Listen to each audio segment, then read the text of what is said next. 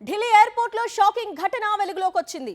Spice jet passenger పై air India Express pilot దాడి చేయడం చర్చనీయాంశంగా మారింది.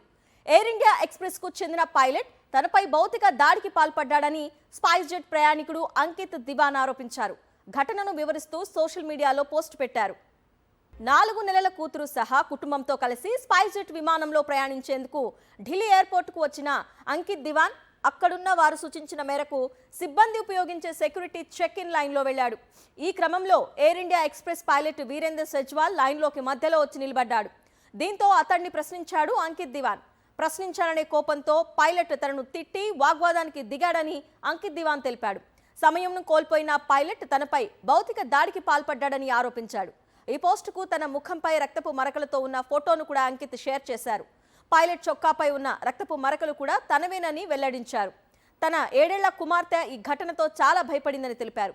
ఈ సందర్భంగా జరిగిన ఘటన ఇక్కడితో వదిలేసేలా ఓ లేఖ రాయాలంటూ తనపై ఒత్తిడి తెచ్చారన్నారు. దీనికి ఢిల్లీ పోలీసులను ట్యాగ్ చేశారు.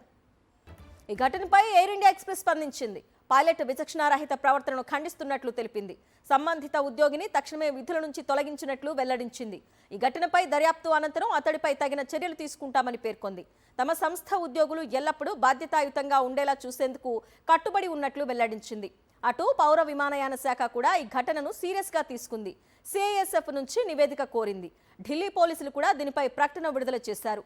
నిబంధనలకు అనుగుణంగా తగిన చర్యలు తీసుకుంటామన్నారు.